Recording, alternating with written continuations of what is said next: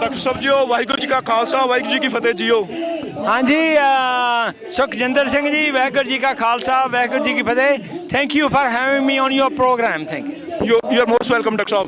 Doctor ਸਾਹਿਬ ਜਿਵੇਂ ਕਿ ਆਪਾਂ ਕੱਲ੍ਹ ਵੀ ਗੱਲਬਾਤ ਕਰ ਰਹੇ ਸੀ ਜਦੋਂ ਪ੍ਰੋਟੈਸਟ ਚੱਲ ਰਹੇ ਸੀ ਆਪਣਾ ਉੱਥੇ ਡੈਲਾਵੇਅਰ ਦੇ ਵਿੱਚ ਮੋਦੀ ਦੀ ਆਮਦ ਤੇ ਉੱਥੇ ਕੁਐਡ ਮੀਟਿੰਗ ਦੇ ਦੌਰਾਨ।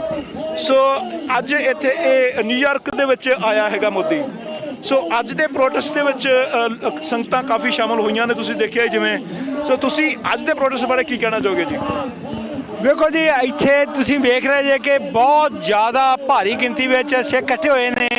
इसका मतलब ये आ भी सिख कौम जी आ जाग चुकी आ। सिख कौम जी आ ने सिख नैशनलिज्म नूं अपना लिया वा। असीं हुण सिख नैशनलिस्ट बन चुके हैं क्योंकि असीं अपने हक लेने आ। असीं अपने बनते जिहड़े कि साडे जैनुअन हक ने साडे तो खोए जा रहे हैं तो जदों असीं हक मंगते हैं साडे ते तशद्दुद की जा रही आ। उस नूं रोकण वास्ते सारी सिख कौम जी आ खड़ी हो चुकी आ। असीं निडर हो के हर जगह जाके अपने हक मंगते हैं तो असीं दुनिया के सामने ये पेश करते हैं कि नरेंद्र मोदी की गवर्नमेंट जी आ सिखां नूं इंडिया ते पंजाब च बोल नहीं देंदी, पर जदों असीं बाहर आए हैं साडी असैसिनेशन करदी आ, साडे एक कतल करदी आ और कतल करनियां साजिशां करदी आ। हुण असीं इन्हां नूं कचहरियां विच धू के लेके आ रहे हैं ते अपना इंसाफ लेना चाहुंदे हैं। डॉक्टर साहब रिसेंटली एक मीटिंग हुई है जी सिख रिप्रेजेंटेटिव्स मिले ने बाइडन एडमिनिस्ट्रेशन नूं। सो उस संबंधी कुछ कहना चाहोगे जी?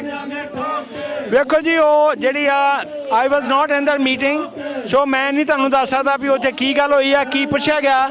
मैं खबर दे विच ये सुनिया वा उत्थे कहा गया वा कि उन्हां दा धन्नवाद किया गया भी सिखां दी जानां बचाउण वास्ते।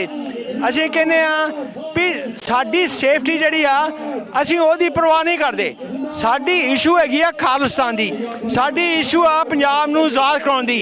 ते जिहड़े बंदे सोशल जिहड़े बंदे सिक्योरिटी ते सेफ्टी मंगदे आ उन्हां नूं इह पता होना चाहिदा वा पहली गल। ते जे साडी किसी भी गौरमेंट एजेंसी नाल गल हुंदी आ ते ओह गल खालिस्तान ते होनी चाहिदी आ।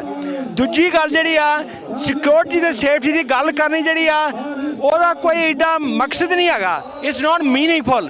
मैं क्यों तुहानूं सोशल सारे न्यूज़ मीडिया ते कह रहा वां, वेखो जिहड़ी सिक्योरिटी आ हुण फॉर्मर प्रेजिडेंट ट्रंप आ उससे 2 हमले जिहड़े ने एक हमला ते जिहड़ा सी हो गया, दूजा हमला रोकिया गया। इस तरह ही 4 प्रेजिडेंट नूं इन सिटिंग प्रेजिडेंट नूं मिल के जिहड़ा सी गोलियां वजियां। Many senators have given up their life because of assassination attacks on them. So we are saying that we should ask the United States government to help us liberate Punjab from Indian occupation and not worry about security and safety. Only God can give you security and safety. Nobody in the world can save you when your time has come. So I think that any opportunity we have, the politicians, the discussion topic should be Khalistan, ਸਿੱਖਾਂ ਦੀ ਆਜ਼ਾਦੀ।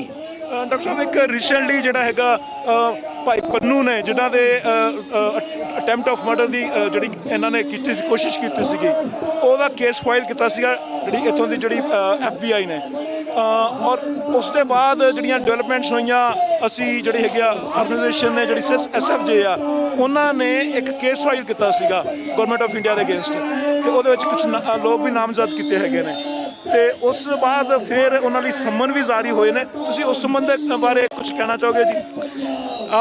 हाँ जी सुखजिंदर सिंह जी ये जड़ा case आ दस जड़ा कि Indian सरकार दे विरुद्ध विक्रम यादव दे निखिल गुप्ता दे ते जड़ा कि उदों के राज आ उस वक्त जड़ा हैड सी समंत गोयल ते नैशनल सिक्योरिटी एडवाइजर जड़ा वा अजीज डोल उन्हां दे विरुद्ध केस होया गया वा।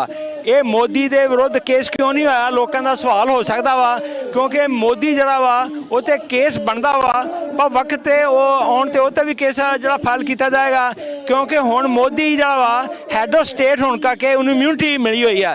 अच्छा एक केस बड़ा इंपॉर्टेंट है। This case has a global dimensions. India जो मर्जी कहे जे इंडिया का कोई बंदा कहता जी इस अनवारंटेड अनसबसटेंशिएटेड वो बिल्कुल झूठा वो बिल्कुल मिस स्टेटिंग द फैक्ट्स वो जड़ा वा वो मैं तुहानूं दसदा वां कि वारंटेड आ ते टैक्स साडे ते हो रहे हैं असीं इंसाफ मंगदे आ। सो इट्स वारंटेड जड़ा कहंदे अनसबसटेंशिएटेड आ एब्सोल्यूटली ये सबसटेंशिएटेड आ। ਇਹਦਾ ਸਬਸਟੈਂਸ਼ੀਏਸ਼ਨ ਦਾ ਮਤਲਬ ਇਹ ਆ ਵੀ ਅਸੀਂ ਇਸ ਨੂੰ ਪ੍ਰੂਵ ਕਰ ਸਕਦੇ ਹਾਂ, ਸਬਸਟੈਂਸ਼ੀਏਟ ਕਰ ਸਕਦੇ ਹਾਂ, ਅਸੀਂ ਇਹਦਾ ਜਿਹੜਾ ਸਬੂਤ ਦੇ ਸਕਦੇ ਹਾਂ ਕਿ ਜੋ ਵੀ ਵਿਕਰਮ ਯਾਦਵ ਨੇ ਨਿਖਿਲ ਗੁਪਤੇ ਨੂੰ ਹਾਇਰ ਕੀਤਾ, ਉਹਦੇ ਅਗੇਂਸਟ ਕੇਸ ਜਿਹੜੇ ਸੀ ਉਹ ਖਾਰਜ ਕੀਤੇ। ਫਿਰ ਨਿਖਿਲ ਗੁਪਤਾ ਜਿਹੜਾ ਸੀ ਉਹ ਰੈੱਡ ਹੈਂਡਡ ਇਹਨਾਂ ਦਾ ਜਿਹੜਾ ਬੰਦਾ ਸੀ ਜਿਹੜਾ ਕਿ ਹਿੱਟਮੈਨ ਸੀ, ਹਿੱਟਮੈਨ ਪੈਸੇ ਲੈਂਦਾ ਫੜਿਆ ਗਿਆ, ਉਹਦੀ ਜਿਹੜੀ ਸੀ ਵੀਡੀਓ ਬਣੀ ਹੋਈ ਆ। ਇਸੇ ਹੀ ਤਰ੍ਹਾਂ ਨਿਖਿਲ ਗੁਪਤਾ ਤੇ ਜਿਹੜੀਆਂ US ਇੰਟੈਲੀਜੈਂਸ ਏਜੰਸੀਆਂ ਨੇ ਉਹਨਾਂ ਨੇ ਜਿਹੜੀ ਗੱਲਬਾਤ ਹੋਈ ਆ, ਜਿਹੜੀ ਉਹਨਾਂ ਨਾਲ ਕਿ ਵੀਡੀਓ ਬਣੀਆਂ ਹੋਈਆਂ ਨੇ, ਉਹਦੀਆਂ ਟੈਕਸਟ ਮੈਸੇਜ ਆਏ ਹੋਏ ਨੇ, ਫੋਨ ਕਾਲ ਰਿਕਾਰਡਰ ਹੋਈਆਂ ਨੇ, ਸਭ ਕੁਝ ਕੇਸ ਸਬਸਟੈਂਸ਼ੀਏਟਡ ਆ, ਮਤਲਬ ਕਿ ਰਿਟਨ ਸਬੂਤ ਹੈਗੇ ਨੇ, ਸੋਲਿਡ ਸਬੂਤ ਆ, ਇਹ ਸੋਲਿਡ ਕੇਸ ਆ। ਅਸੀਂ ਇਨਸਾਫ ਮੰਗ ਰਹੇ ਹਾਂ ਔਰ ਅਸੀਂ ਸ਼ਾਂਤਮਈ ਤਰੀਕੇ ਨਾਲ ਪੰਜਾਬ ਨੂੰ ਆਜ਼ਾਦ ਕਰਨਾ ਚਾਹੁੰਦੇ ਹਾਂ। ਸਾਡਾ ਕਿਸੇ ਵੀ ਹੋਰ ਧਰਮ ਦੇ ਲੋਕਾਂ ਨਾਲ ਕੋਈ ਝਗੜਾ ਨਹੀਂ। ਧੰਨਵਾਦ ਡਾਕਟਰ ਸਾਹਿਬ ਜੀ, ਖਾਲਸਾ ਵਾਹਿਗੁਰੂ ਜੀ।